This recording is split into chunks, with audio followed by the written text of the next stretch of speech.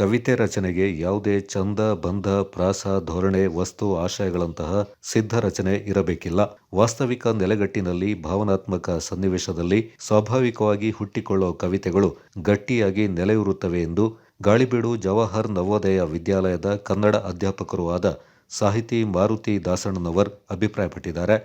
ಕೊಡಗು ಜಿಲ್ಲಾ ಕನ್ನಡ ಸಾಹಿತ್ಯ ಪರಿಷತ್ತು, ಕುಶಾಲನಗರ ತಾಲೂಕು ಕನ್ನಡ ಸಾಹಿತ್ಯ ಪರಿಷತ್ತು ಹಾಗೂ ಕುಶಾಲನಗರ ಸರ್ಕಾರಿ ಪ್ರಥಮ ದರ್ಜೆ ಕಾಲೇಜಿನ ಕನ್ನಡ ವಿಭಾಗದ ಸಹಯೋಗದೊಂದಿಗೆ ಕರ್ನಾಟಕ ಸುವರ್ಣ ಸಂಭ್ರಮ 50ರ ಸಂದರ್ಭದಲ್ಲಿ ಕುಶಾಲನಗರ ಸರ್ಕಾರಿ ಪ್ರಥಮ ದರ್ಜೆ ಕಾಲೇಜಿನಲ್ಲಿ ಕನ್ನಡ ವಿಭಾಗದ ಆಶ್ರಯದಲ್ಲಿ ಏರ್ಪಡಿಸಲಾಗಿದ್ದ 2023-24ನೇ ಸಾಲಿನ ಕಥೆಗಾರ್ತಿ ಕೊಡಗಿನ ಗೌರಮ್ಮ ದತ್ತಿ ಪ್ರಶಸ್ತಿಯಿಂದ ಮೂರ್ನಾಡಿನ ಕವಯತ್ರಿ ಶಿಕ್ಷಕಿ ಕೆಜಿ ರಮ್ಯಾ ಅವರಿಗೆ ಪ್ರಶಸ್ತಿ ಪ್ರದಾನ ಮಾಡಿ ಕವಿತೆ ಕಾವ್ಯ ರಚನೆ ಕುರಿತು ಮಾತನಾಡಿದರು. ಮತ್ತೆ ಮತ್ತೆ ಬೆರಳಿಕೆಯಷ್ಟು ಹೆಸರುಗಳು ನಮಗೆ ಕಾಣಿಸ್ತಾ ಇದೆ. ರಮೇಶ್ ಸರ್ಗೆ ಗೊತ್ತು. ಆಮೇಲೆ ಅದು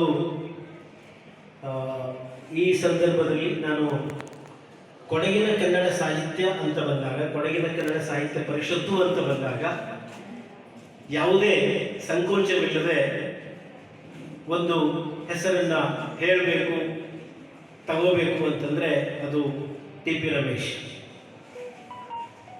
ಕೊಡಗಿನ ಕನ್ನಡ ಸಾಹಿತ್ಯ ಪರಿಷತ್ತು ಅಥವಾ ಕನ್ನಡ ಪರ ಕೆಲಸಗಳು ಅಂತ ಬಂದಾಗ ಅವರು ಭೀಷ್ಮರು ಅಂತ ನನಗೆ ಅನ್ನಿಸ್ತದೆ. ಯಾವಾಗ ಅವರು ಈಗಲೇ ಹೇಳಿದರು ಅವರು. ಕಾರ್ಯಕ್ರಮ ಉದ್ಘಾಟಿಸಿದ ಜಿಲ್ಲಾ ಕನ್ನಡ ಸಾಹಿತ್ಯ ಪರಿಷತ್ನ ಮಾಜಿ ಅಧ್ಯಕ್ಷ ಟಿಪಿ ರಮೇಶ್ ಮಾತನಾಡಿ, ಗೌರಮ್ಮ ದತ್ತಿ ಪ್ರಶಸ್ತಿ ಆರಂಭದ ಹಂತದಲ್ಲಿ ಜಿಲ್ಲೆಯಲ್ಲಿದ್ದ ಮಹಿಳಾ ಬರಹಗಾರರ ಕೊರತೆಯಿಂದ ಇದೀಗ ನೀಗಿದ್ದು, ಇಂದು ಜಿಲ್ಲೆಯಲ್ಲಿ ಹೆಚ್ಚಿನ ಮಹಿಳಾ ಸಾಹಿತಿಗಳು ಬೆಳೆದಿರುವುದು ಜಿಲ್ಲೆಯಲ್ಲಿ ಸಾಹಿತ್ಯ ಕ್ಷೇತ್ರದ ಬೆಳವಣಿಗೆಗೆ ಸಹಕಾರಿಯಾಗಿದೆ ಎಂದರು. ಜಿಲ್ಲೆಯಲ್ಲಿ ಈವರೆಗೆ ಕೊಡಗಿನ ಗೌರಮ್ಮ ದತ್ತಿ ಪುರಸ್ಕೃತರು ರಚಿಸಿರುವ ಎಲ್ಲ ಕೃತಿಗಳನ್ನು ಸಂಗ್ರಹ ಮಾಡಿ 25ನೇ ಪ್ರಶಸ್ತಿ ಪ್ರದಾನ ಸಂದರ್ಭದಲ್ಲಿ ಗೌರಮ್ಮ ಸಮಗ್ರ ಗ್ರಂಥವನ್ನು ಹೊರತರುವ ಉದ್ದೇಶ ಹೊಂದಲಾಗಿದೆ.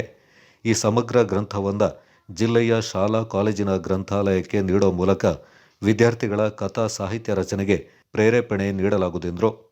ಗೌರಮ್ಮನ ವಿಚಾರವನ್ನು ನಾನು ಎಳ್ಳಷ್ಟು ಪ್ರಸ್ತಾಪ ಮಾಡಲಿಕ್ಕೆ ಹೋಗೋದಿಲ್ಲ.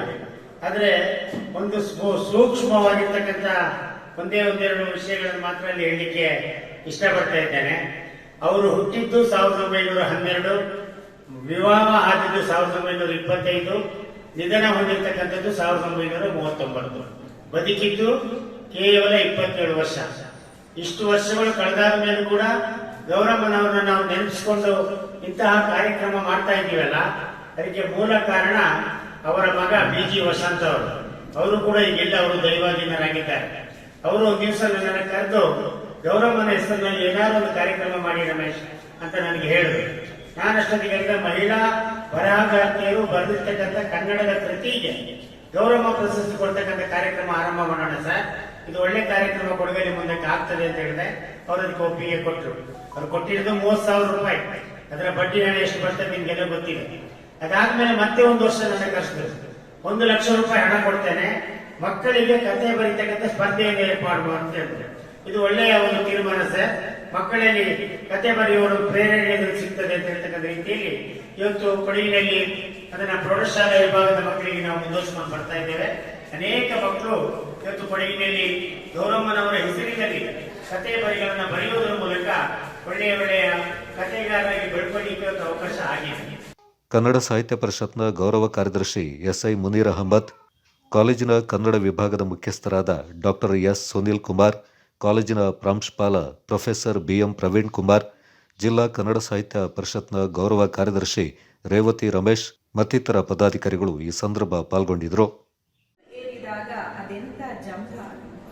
ಮೂಗು ನಗುವುದನ್ನು ಮತ್ತೆ ಮತ್ತೆ ಕನ್ನಡಿಯೊಳಗೆ ನೋಡಿಕೊಳ್ಳುತ್ತಿದ್ದೆ, ಖುಷಿ ಹೊಸತು. ಮೂಗುತಿಗಾಗ ಏರು ಜವನ, ನವಿರು ಪ್ರಣಯ ಕಥೆಗಳೆಡೆ ಕುತೂಹಲಗೊಂಡು ಅದು ಹೊಳೆಯುವಾಗ ತಲೆ ಪ್ರಕಾರವಾಗಿತ್ತು. ಅದು ಮಹಿಳಾ ಸಾಹಿತ್ಯದ ಮೂಲ ಅಂತೇಳಿ ನಮಗೆಲ್ಲರಿಗೂ ಗೊತ್ತೇ ಇದೆ. ನಂತರದಲ್ಲಿ ಅಕ್ಕ ಮಹಾದೇವಿಯವರ ಹೆಸರನ್ನು ನಾವು ಮರೀಲಿಕ್ಕೆ ಸಾಧ್ಯವೇ ಇಲ್ಲ. 12ನೇ ಶತಮಾನ ಕಂಡಂತಹ ವಿಶ್ವಕ್ಕೆ ಕೊಡುಗೆಯಾಗಿ ನಾವು ನಮ್ಮ ಕನ್ನಡ ಸಾಹಿತ್ಯ ಕೊಟ್ಟಂತಹ ವಚನ ಸಾಹಿತ್ಯ. ಕುಶಾಲನಗರ ತಾಲೂಕು ಕನ್ನಡ ಸಾಹಿತ್ಯ ಪರಿಷತ್ ಅಧ್ಯಕ್ಷ ಅಂತ ಮಾನ್ಯ ಕೆ ನಾಗೇಶ್ ಅವರು, ಹಾಗೆ ವೇದಿಕೆಯಲ್ಲಿ ನಮ್ಮೊಂದಿಗೆ ಹಂಚಿಕೊಂಡಿರುವಂತಹ ಕನ್ನಡ ಸಾಹಿತ್ಯ ಪರಿಷತ್ತಿನ ಇತರ ಪದಾಧಿಕಾರಿ ಬಂಧುಗಳೇ, ನಮಗೆಲ್ಲರಿಗೂ ಮತ್ತೊಮ್ಮೆ ಪ್ರೀತಿಯ ಸ್ವಾಗತವನ್ನು ಬಯಸ್ತೇನೆ. ಕರ್ನಾಟಕ ಬರೀ ನಾಡಲ್ಲ, ನಮ್ಮ ಸಂಸ್ಕೃತಿಯ ಧಾತು. ಕನ್ನಡ ಕೇವಲ ನುಡಿಯಲ್ಲ, ನಮ್ಮ ಅಂತರಂಗದ ಮಾತು. ಕಂಗೊಳಿಸುವ ಬರೀ ಸಿರಿಯಲ್ಲ, ಸಹ್ಯಾದ್ರಿಯ ಸಾಲು. ಹೊಮ್ಮಿದೆ ಸಲಹುವ ಅಮ್ಮನೆದೆ, ಊಡಲೆಮೆಗೆ ಹಾಲು. ಶಿಲ್ಪಕಲೆಯ ಬರೀ ಬಲೆಯಲ್ಲ, ಹಳೆಬೀಡು ಬೇಲೂರು. ನಮ್ಮ ಬೇರನ್ನು ತೋರುತ್ತದೆ ಅಲ್ಲಿ ನಮ್ಮ ತಲೆಮಾರು. ಬಂಧುಗಳೇ, ಕೊಡಗು ಜಿಲ್ಲಾ ಕನ್ನಡ ಸಾಹಿತ್ಯ ಪರಿಷತ್ ವತಿಯಿಂದ ನಾನಾಗಲೇ ಹೇಳಿದಾಗೆ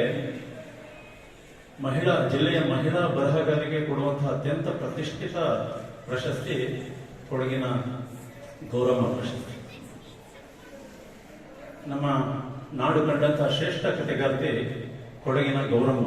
ಇವರ ಹೆಸರಿನಲ್ಲಿ ಸುಮಾರು 20 ವರ್ಷದಿಂದ ಕೊಡಗು ಜಿಲ್ಲಾ ಕನ್ನಡ ಸಾಹಿತ್ಯ ಪರಿಷತ್ತು ಈ ಒಂದು ಪ್ರಶಸ್ತಿಯನ್ನ ನೀಡ್ತಾ ಬಂದಿದೆ.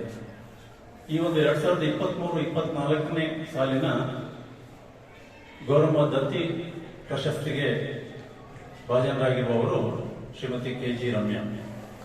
ಇವರ ದಾಹಗಳ ಮೈ ಸವರುತ್ತಾ ಎಂಬ ಕವನ ಸಂಕಲನಕ್ಕೆ ಈ ಪ್ರಶಸ್ತಿ ಬಂದಿದೆ. ಈಗಾಗಲೇ ಶ್ರೀಮತಿ KG ರಮ್ಯಾರವರ ಪುಸ್ತಕವನ್ನು ಕೂಡ ಇಲ್ಲಿ ಇಟ್ಟಿದ್ದಾರೆ.